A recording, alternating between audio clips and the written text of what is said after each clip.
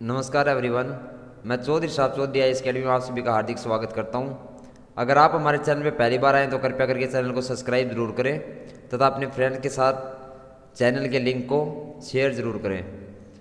तो जैसे कि हमने चैप्टर 5 का पहले चैप्टर एनालिसिस कर चुके हैं, फिर उसके बाद में उसके एक्सरसाइज के क्वेश्चन कर चुके हैं। अभी हम करने जा रहे हैं यूपीएससी एंड पीसीएस के लिए जो इम्पोर्टेंट क्वेश्चन बनते हैं इस चैप्टर से, वो डिस्कस से डिटेल करेंगे। कृपया करके उसके लिए वीडियो को पूरा ज़रूर देखें।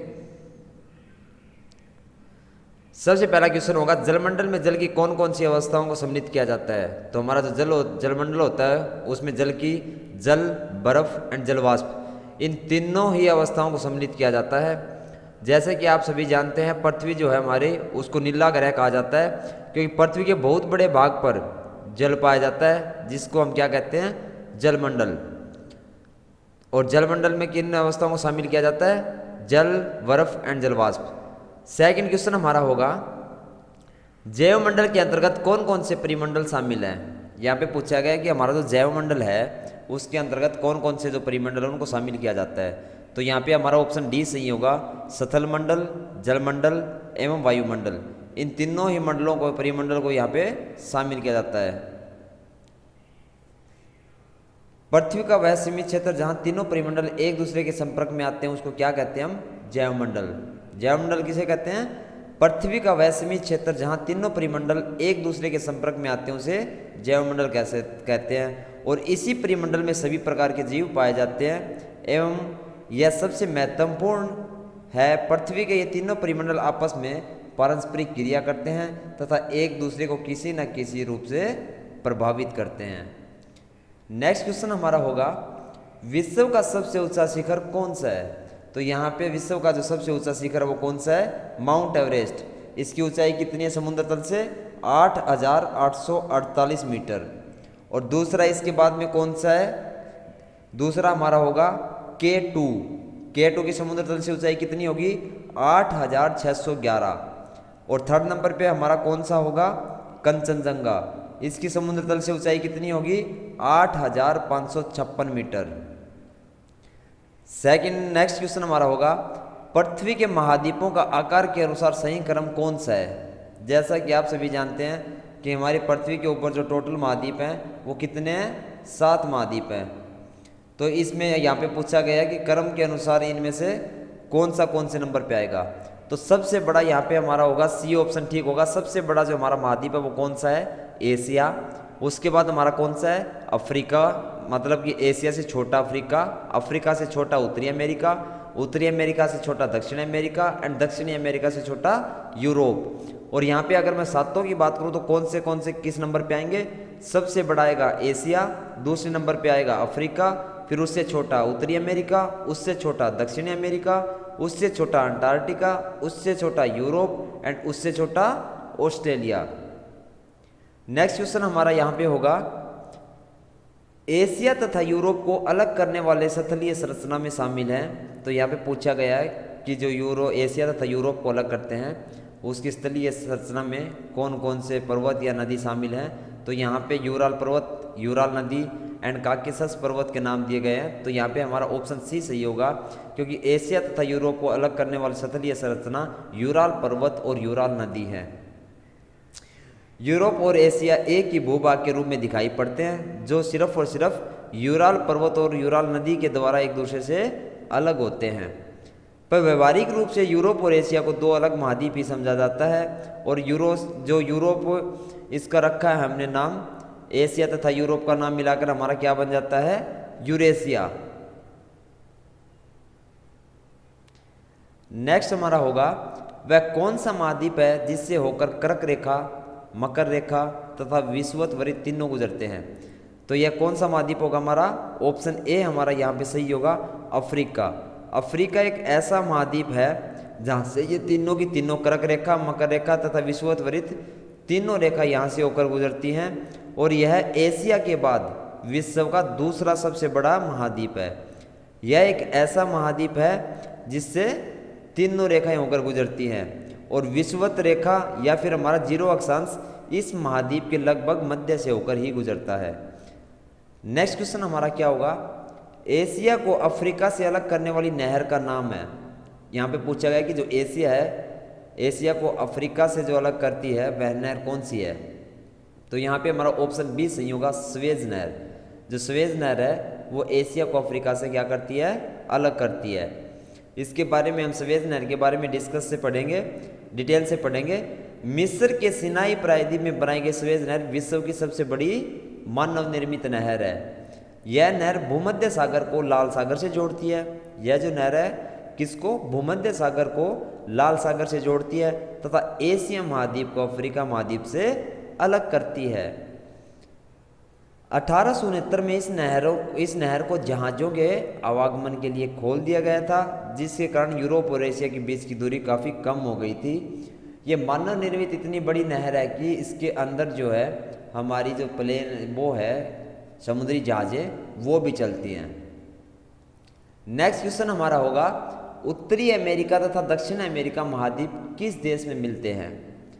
यहाँ पे पूछा गया उत्तरी अमेरिका तथा दक्षिणी अमेरिका महाद्वीप किस देश में मिलते हैं। तो हमारा ऑप्शन ए सही होगा, पनामा। अब उत्तरी अमेरिका और दक्षिण अमेरिका महाद्वीप पनामा देश की पूर्वी सीमा में एक संकरा स्थल से जुड़ा हुआ है, जिसमें पनामा सतल संधि कहा जाता है। यह सतल संधि अंटार्कटिक महासागर को प्रशांत महासागर से अलग करती है। नेक्स्ट क्वेश्चन हमारा होगा, दक्षिण अमेरिका महाद्वीप के संदर्भ में नीचे दिए गए कथनों पर विचार कीजिए। यहाँ पे 3 स्टेटमेंट दी गई हैं, कौन सी। इस महाद्वीप के पूर्व में प्रशांत महासागर तथा पश्चिम में अंटार्कटिक महासागर है। सेकंड, विश्व की सबसे लंबी पर्वत श्रृंखला एंडीज इसके उत्तर से होकर दक्षिण की ओर फैली है। और थर्ड हमारा क्या होगा, इस महाद्वीप में विश्व की सबसे बड़ी नदी अमेजन बहती है। तो थर्ड स्टेटमेंट हमारी यहाँ पे बिल्कुल सही होगी। उसके बाद में सेकंड स्टेटमेंट यहाँ पे हमारी बिल्कुल सही होगी, लेकिन फर्स्ट स्टेटमेंट जो होगी वो बिल्कुल गलत होगी। तो यहाँ पे हमारा जो आंसर हो क्या हो जाएगा, ऑप्शन बी, कि विश्व की सबसे लंबी पर्वत श्रृंखला एंडीज एवं इसके उत्तर से लेकर दक्षिण की ओर फैली है। और सेकंड, इस महाद्वीप में विश्व की सबसे बड़ी नदी अमेजन बहती है। इस महाद्वीप के पूर्व में अंटार्कटिक महासागर है तथा पश्चिम में प्रशांत महासागर है। दक्षिण अमेरिका महाद्वीप का अधिकांश भाग दक्षिणी गोलार्ध में स्थित है। नेक्स्ट क्वेश्चन हम करेंगे, इस महाद्वीप को द्वीपीय महाद्वीप कहते हैं। यहाँ पे पूछा गया कि वह कौन सा महाद्वीप है जिसको द्वीपीय महाद्वीप के नाम से भी जाना जाता है। तो वो होगा हमारा यहाँ पे ऑप्शन डी सही होगा, कौन सा, ऑस्ट्रेलिया। और ऑस्ट्रेलिया महाद्वीप जो है यह चारों तरफ से महासागरों तथा समुद्रों से घिरा हुआ है। ऑस्ट्रेलिया विश्व का सबसे छोटा महाद्वीप है जो कि पूरी तरह से दक्षिण गोलार्ध में स्थित है। नेक्स्ट क्वेश्चन हमारा होगा, अंटार्कटिका महाद्वीप के संदर्भ में नीचे दिए गए कथनों में से कौन से सत्य हैं। तो यहाँ पे हमारी फिर 2 स्टेटमेंट दी गई हैं। इसका क्षेत्रफल यूरोप और ऑस्ट्रेलिया के सम्मिलित क्षेत्रफल से अधिक है। सेकंड, दक्षिण ध्रुव इस महाद्वीप के पूर्वी किनारे पर स्थित है। और थर्ड, यहाँ किसी भी प्रकार का स्थायी मानव निवास नहीं है। तो यहाँ पे हमारी फर्स्ट स्टेटमेंट और थर्ड स्टेटमेंट जो होगी वो बिल्कुल सही होगी। इसका क्षेत्रफल यूरोप और ऑस्ट्रेलिया के सम्मिलित क्षेत्रफल से अधिक है और यहाँ किसी भी प्रकार का स्थायी मानव निवास नहीं है। अब यहाँ पे क्या पढ़ेंगे हम अंटार्कटिका के बारे में। अंटार्कटिका जो है एक बहुत बड़ा महाद्वीप है जो कि दक्षिणी गोलार्ध में स्थित है। दक्षिणी ध्रुव इस महाद्वीप के कहाँ पे स्थित है, मध्य में स्थित है। क्योंकि दक्षिण ध्रुव में स्थित है इसलिए यह हमेशा मोटी बर्फ की परतों से ढका हुआ रहता है। बहुत से देशों के शोध केंद्र जो हैं वो यहाँ पे स्थित है। हमारे इंडिया के भी 2 शोध केंद्र यहाँ पे स्थित है। वो दोनों कौन से हैं, पहला हमारा मैत्री तथा दूसरा दक्षिण गंगोत्री। कौन से, पहला मैत्री तथा दूसरा दक्षिण गंगोत्री। नेक्स्ट क्वेश्चन हमारा होगा, आकार के आधार पर महासागरों का सही क्रम कौन सा है। यहाँ पे आकार के आधार पर पूछा गया है। तो यहाँ आकार के आधार पर अगर हम सही क्रम में अगर इनको डिस्कस करेंगे तो सबसे पहले हमारा कौन सा आएगा, सबसे पहले सबसे बड़ा जो होगा वो हमारा प्रशांत महासागर होगा।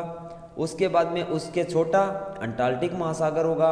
उसके बाद में उससे छोटा कौन सा होगा, हिंद महासागर। और उससे छोटा कौन सा होगा, दक्षिण महासागर। और सबसे छोटा कौन सा होगा, आर्कटिक महासागर। अब यहाँ पे हम देखेंगे कि विशाल जलाशय जो महाद्वीप के द्वारा एक दूसरे से अलग होते हैं उनको महासागर कहा जाता है। महासागर किसे कहा जाता है? विशाल जलाशय जो महाद्वीपों के द्वारा एक दूसरे से अलग होते हैं उन्हें महासागर कहा जाता है।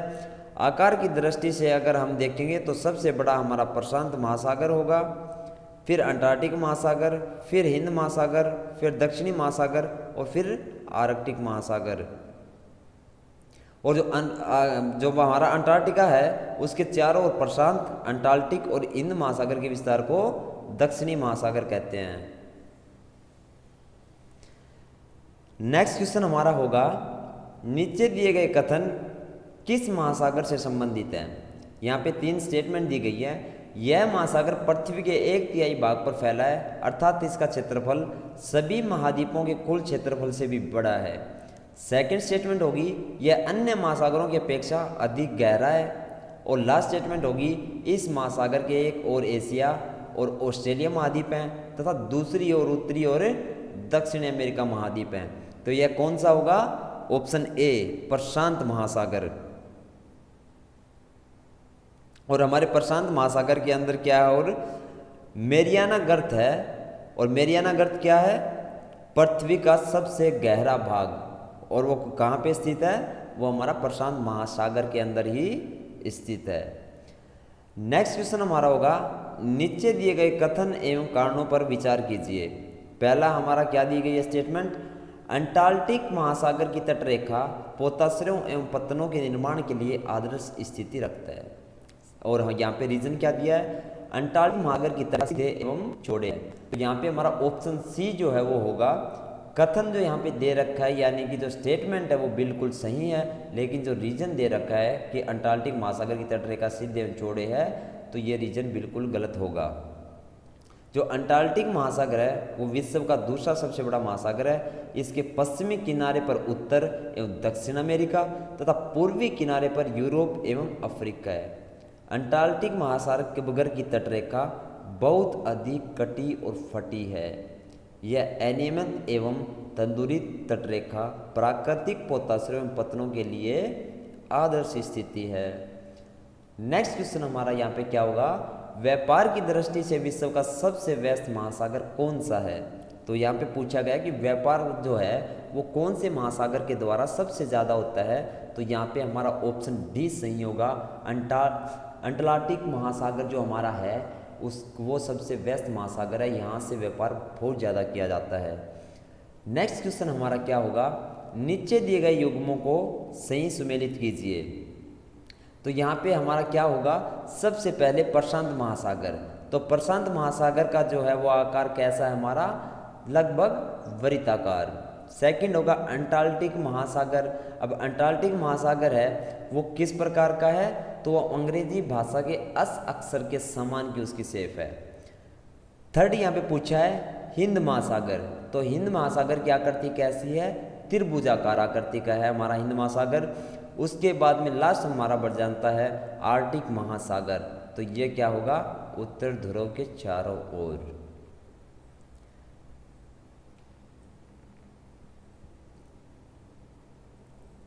और आपको ये भी पता होगा, सॉरी पिछले क्वेश्चन में हिंद महासागर, एक हिंद महासागर सच में ऐसा हमारा वो महासागर है जिसका नाम किसी देश के नाम पे पड़ा है। और वो सौभाग्य है वो किसको हासिल है? हम भारतीयों को, हम हिंदुस्तानियों को, क्योंकि हिंद महासागर का नाम हमारे भारत के नाम के ऊपर ही हिंद महासागर पड़ा था। और यह महासागर त्रिभुजाकार का है। इसके उत्तर में एशिया और पश्चिम में अफ्रीका तथा पूर्व में ऑस्ट्रेलिया है। और जो हमारा आर्कटिक महासागर है उत्तर ध्रुव वर्ग 66 से 1/2 उत्तर में स्थित है तथा यह उत्तर ध्रुव के चारों ओर फैला हुआ है। अब हम करते हैं नेक्स्ट क्वेश्चन। वायुमंडल में मध्य मंडल किन दो मंडलों के बीच पाया जाता है? यहाँ पे पूछा है कि जो हमारा वायुमंडल है मध्य मंडल उसके अंदर किन दो मंडलों के बीच पाया जाता है? तो वायुमंडल में मध्य मंडल हमारा समताप मंडल और आयन मंडल के बीच पाया जाता है। क्योंकि आपको पता है कि हमारा जो वायुमंडल है उसको घटकों, तापमान तथा अन्य आधार पर कितनी परतों में बांटा गया है? 5 परतों में बांटा गया है। और वो कौन सी हैं? सबसे पहले हमारी सौरमंडल शुरू होती है हमारी धरती की तरफ से। उसके बाद में उससे ऊपर जाएंगे तो कौन सा आ जाएगा, समताप मंडल आ जाएगा। उसके बाद ऊपर जाएंगे तो कौन सा आ जाएगा, मध्य मंडल आ जाएगा। उसके बाद हमारा कौन सा आ जाएगा, आयन मंडल आ जाएगा, जहाँ पे हमारी सैटेलाइट या फिर रेडियो तरंगे जो होती हैं वो हैं। और उसके बाद में सबसे लास्ट में हमारा कौन सा आ जाता है, बरही मंडल आ जाता है। और वायुमंडल कितनी ऊंचाई तक फैला हुआ हमारा, 1600 किलोमीटर तक। नेक्स्ट क्वेश्चन यहाँ पे हमारा होगा, नीचे दिए गए कथनों पर विचार कीजिए। वायुमंडल में उपस्थित नाइट्रोजन गैस सभी प्रकार के जीवधारियों की वृद्धि में सहायक होती है। नेक्स्ट होगा, कार्बन डाइऑक्साइड गैस पेड़ पौधों की वृद्धि में सहायक होती है। तो यहाँ पे हमारा आंसर होगा सी, 1 और 2 दोनों। तो यहाँ पे दोनों ही जो हमारी स्टेटमेंट है वो बिल्कुल सही होंगी। वायुमंडल में उपस्थित नाइट्रोजन गैस सभी प्रकार के जीवधारियों की वृद्धि में सहायक होती है। And second, carbon dioxide gas पेड़ पौधों की वृद्धि में सहायक होती है। और यहाँ पे हमारी नाइट्रोजन कितनी है हमारे वायुमंडल के अंदर, तो वो है 78%। हमारे वायुमंडल में 78% नाइट्रोजन है। और ऑक्सीजन की अगर आपसे बात की जाए तो ऑक्सीजन हमारे वायुमंडल के अंदर 21% है। उसके बाद में अगर अन्य किसी गैस की बात की जाए तो वो हमारे वायुमंडल के अंदर सिर्फ और सिर्फ 1% है। और जो हमारी वायुमंडल में उपस्थित नाइट्रोजन गैस है ये जीवधारियों की वृद्धि में भी सहायक होती है। और ऑक्सीजन जो होती है वो हमारे सांस लेने के लिए ज़रूरी होती है। और कार्बन डाइऑक्साइड है यह बहुत कम मात्रा में होती है, लेकिन पृथ्वी के द्वारा छोड़ी गई ऊष्मा को यह अवशोषित कर लेती है, जिससे पृथ्वी गर्म रहती है। तथा यह पौधों की वृद्धि के लिए भी बहुत आवश्यक है। अगर आपको वीडियो अच्छा लगा हो तो लाइक, शेयर, कमेंट जरूर करें। Thanks for watching. Click, comment and share. See you next time.